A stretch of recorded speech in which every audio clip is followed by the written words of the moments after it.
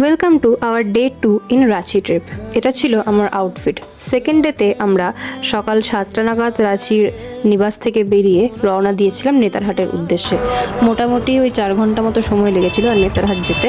আর রাস্তাটা আমি খুব সুন্দর সুন্দর গান শুনতে শুনতে এনজয় করতে করতে গেছিলাম। প্রথমেই নেতারহাট পৌঁছে আমরা আমাদের হোটেল বুক করে নিয়েছিলাম। তারপরে দেখতে গেছিলাম পাইন ফরেস্ট, যেটা ছিল অসম্ভব সুন্দর। পাইনের ফলগুলো আর পাতাগুলো পড়ে একদম বিছানার মতো হয়েছিল, আর ফলগুলো দেখতে তো এত সুন্দর লাগছিল।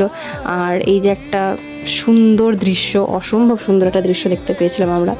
এখানে আমি পাইনের ফলগুলো নিয়ে ভিডিও করছিলাম, আর কয়েকটা বাড়িও নিয়ে এসেছিলাম যেগুলো অ্যাকচুয়ালি দেখতে সুন্দর লাগে, শোপিসের কাজ করে। এখানে আমি এনজয় করছিলাম ভিউটাকে।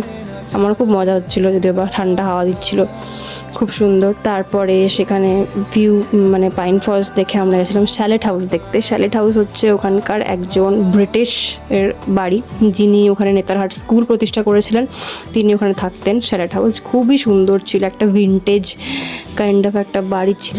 তারপর সেখান থেকে আমরা গিয়েছিলাম ম্যাগনোলিয়া ভিউ পয়েন্ট, যেখানে সানসেট দেখা যায়। অ্যাকচুয়ালি আমাদের লাকটা খারাপ ছিল, তার জন্য আমরা দেখতে পারিনি, কিন্তু মেঘ ছিল বলে। কিন্তু জায়গাটাও খুব সুন্দর ছিল, এবং ম্যাগনোলিয়া ভিউ পয়েন্টের পেছনেও একটা খুব সুন্দর প্রেমে আঘাত খাওয়া নারীর মৃত্যু রহস্য ছিল, যেটাও গল্পটাও খুব সুন্দর ছিল। এই ছিল আমাদের সেকেন্ড ডে ট্যুর। ভালো লাগলে সাবস্ক্রাইব করে দিও।